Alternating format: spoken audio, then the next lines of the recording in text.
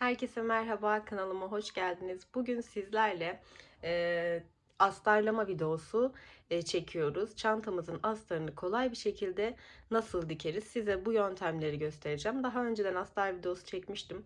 Ama şimdi ben o astarlamaya yeni öğrendiğim şeyleri de kattım. Bunu sizlerle paylaşmak istiyorum. Hemen astarlamaya geçmeden önce size ufak bir hatırlatmamı yapmak istiyorum. Arkadaşlar, kanalıma abone olmak tamamen ücretsizdir. Abone olarak bana desteklerinizi esirgemezseniz sevinirim. Beğeni ve yorumlarınıza da talibim. Hemen şöyle çantamı koydum. Astarımı tam ağız kısmına dikeceksem ölçümü ona göre alıyorum. Ben şuradan itibaren dikeceğim için hemen şöyle koydum. Çantamın tabanı şu şekilde tam yarıya gelecek arkadaşlar. Ölçümüz bu. 2 kat kumaşı bu şekilde çantamızı koyarak 2 kat olacak şekilde kestik. Ölçümüzü aldık. Daha sonra çantamın ağız kısmını bir tık kıvırdım. Ütü yardımıyla da bunu böyle düzgün bir şekil verdim. Yine aynı şekilde karşı taraftan da çantamın ağız kısmını kıvırıp ütüledim. Burası içte kalacak kısmım. Tüm hatalarım da dışarıda kalacak. Hemen sonrasında çantamıza cep yapmak istiyorsak bu şekilde istediğimiz boyutta bir kumaşı kesiyoruz. Etrafını katlayıp ütülüyoruz. Bu şekilde sabitleyeceğim ve ortasından da bir dikiş giderek çift cep yapmış olacağım. Ben şöyle söyleyeyim. Ben makine dikişi yapacağım. Bu yüzden isterseniz el dikişi de yapabilirsiniz tabii ki. Yine dışarıda kalacak kısımdan bu şekilde dikerek gidebilirsiniz. Bunu da dört tarafını aynı şekilde dikerek gidebilirsiniz. Aşama aşama göstereceğim. Hemen şimdi makine dikişi yapmak için makinenin başına geçiyorum. Evet hanımlar, şimdi makinenin başına geçtim. Sizler de bunu isterseniz el dikişiyle tabii ki yapabilirsiniz. Şimdi dediğim gibi çantamın içte kalacak kısmına denk getiriyorum. Şöyle dikişimi, makinamı ayarladım. Bu ağız kısmını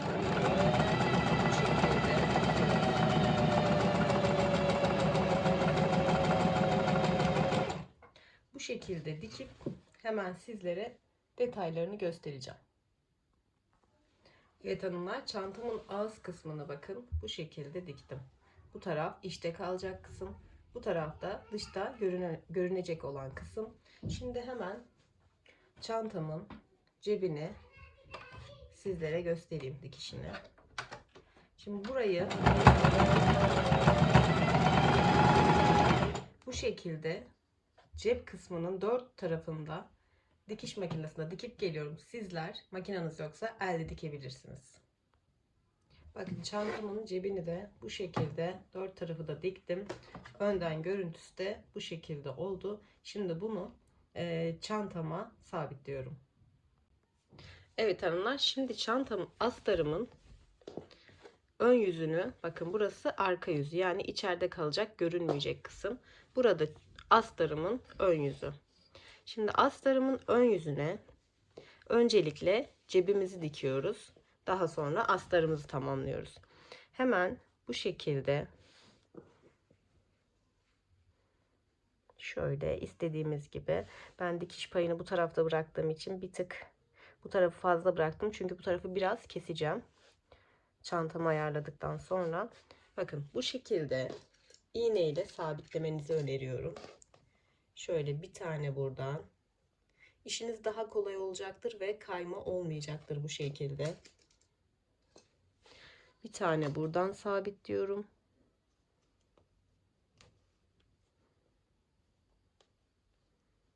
Bu arada tek katı kumaşımın.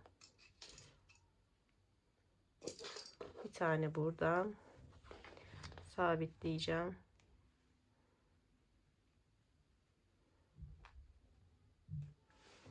Ve çantamın bölmesini de ayarlamak için bir tane iğne de ortadan kullanacağım. Şimdi çift bölmeli bir cep olacak bu. Yine tam ortadan bunu şöyle belirliyorum. Tamamen göz kararı. Bu şekilde şimdi çantamın cebinin dikişini göstereceğim sizlere. Şimdi sabitlediğim cebin ağız kısmını dikmiyoruz. Sadece 3 köşesini bu şekilde dikeceğiz arkadaşlar. Etraftan gidiyoruz. Daha sonra da ortasındaki cebi oluşturacağız. Bu şekilde etrafını gidip sizlere diğer detayı da göstereceğim. Şimdi bir kenarımı diktim. Bu şekilde döndüm. Şimdi altı dikiyorum. Alt kısmı da diktim. Şimdi son bir kenarım kaldı. Hemen onu da dikip geliyorum. Evet arkadaşlar, bakın bu şekilde çantamın cebini sabitledim. Şimdi ortaya da bölme yapıyoruz. Cebimizi sağlı sollu ikiye ayırıyoruz. Hemen şöyle bakacağım. Evet. Şimdi burada da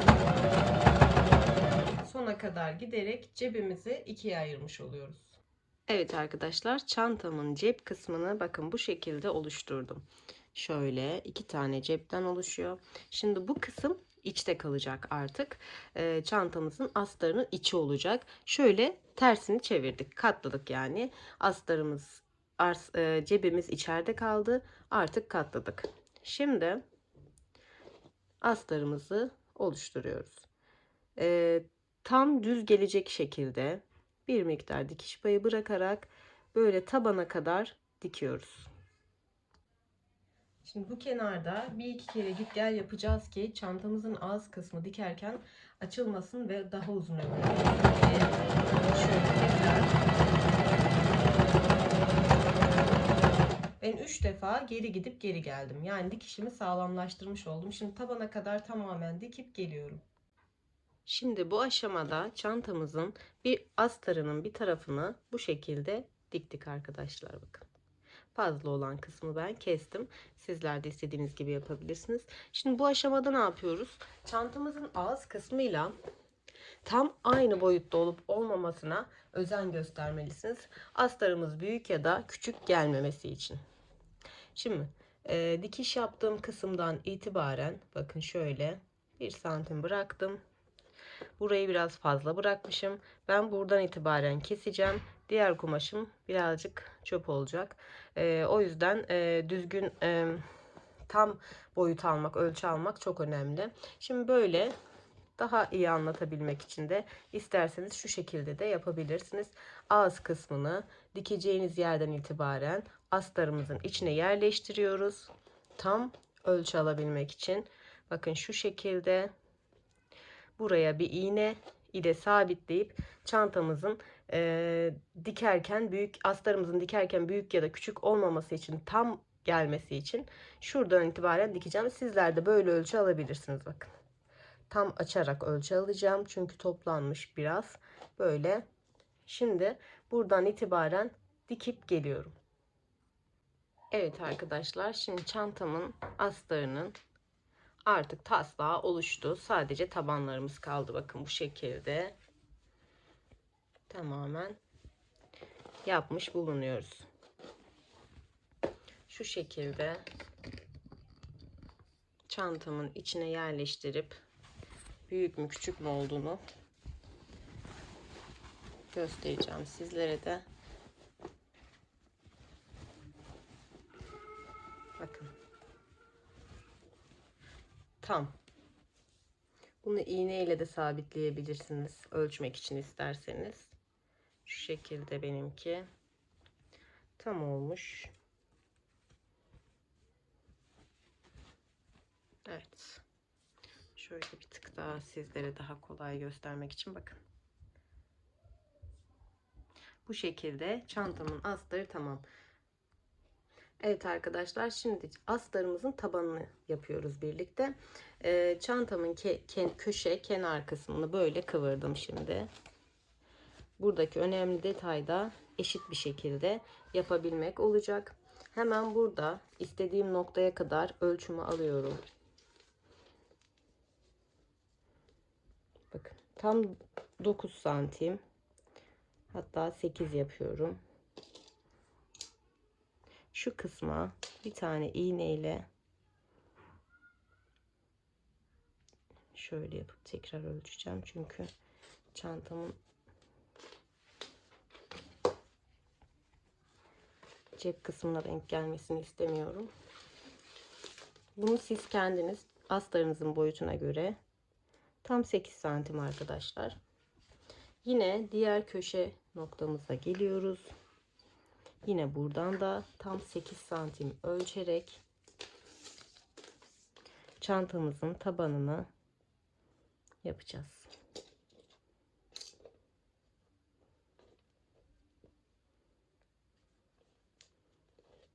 Bu şekilde tam 8 santim. İki köşemde tam 8 santim. Hemen makinenin başına geçip sizlere detayı gösteriyorum. Evet arkadaşlar, şimdi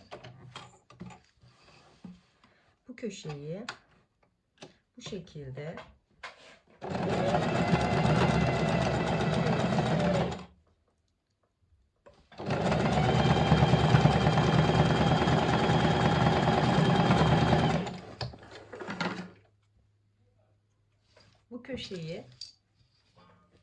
iğneyi ağzından çıkartıp diktikten sonra diktiğim yerden kesiyorum. Diktiğim yerin bir tık altından kesiyorum. Aynı işlemi buraya da yapıyoruz. Hemen yapıp geliyorum. Evet arkadaşlar, astarım şimdi artık istediğim gibi oldu, bakın. Çantamın tabanıyla birebir aynı oldu. Sizler de bu yöntemi kullanarak çok güzel astarlar yapabilirsiniz. Gösterdiğim gibi makine olması şart değil asla. Elde de aynı formu yakalarsınız. Aynı renk ip kullanırsanız dikişiniz belli de olmayacaktır. Şimdi bunu isterseniz bir miktarda çantama nasıl diktiğimi de göstereyim. Ben el dikişi yapıyorum. Bunu da sizlere göstereyim. Sonra videomuzu sonlandırırız. Astarım çok güzel oldu bu arada, bakın. Bu şekilde tabanım. Hemen çantama sabitleme işlemine geçiyoruz. Evet arkadaşlar, iğneme ipimi geçirdim. Çift kat ipimin altını bu şekilde bağladım.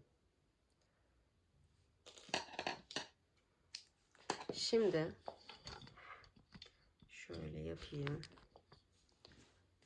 Astarımı çantamın içine yerleştiriyorum. Bu şekilde köşelere denk gelecek şekilde yapıyorum ben.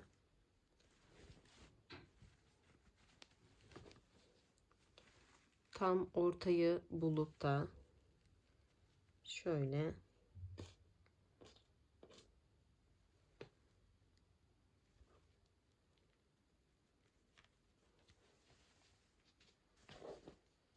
bu şekilde ipimi öne aldım. Normal düz dikiş yapıyorum ben. Şu görüntüleri yok edip bu şekilde, bakın, elle çantaya sabitliyorum. Ya aslında makine de diker ama makineyi biraz zorluyor kağıt ip maalesef. Yumuşak ipleri tabii ki makineyle dikebilirsiniz.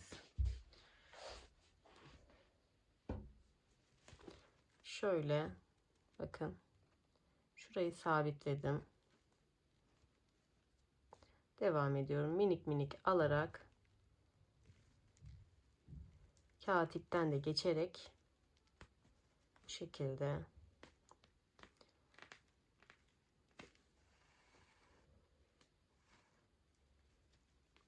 tüm çantama eşit bir şekilde dikiyorum. Sıradan taşırmayacak şekilde ben bu sırayı takip ederek gidiyorum. Sizler de çantanızın modeline göre, eğer zor bir sabitleme olacaksa dediğim gibi iğne yardımıyla, iğneyle böyle sabitleyerek gidebilirsiniz. Astarımı çantama bu şekilde dikiyorum ben. Umarım faydalı olmuştur sizlere de.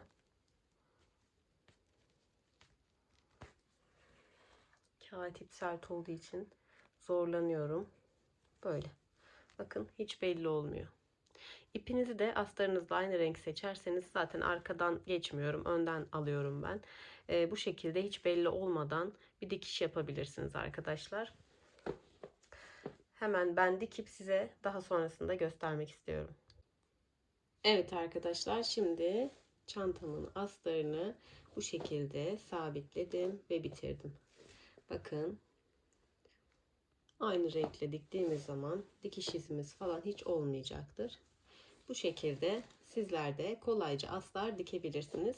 Hepinizin ellerine sağlık.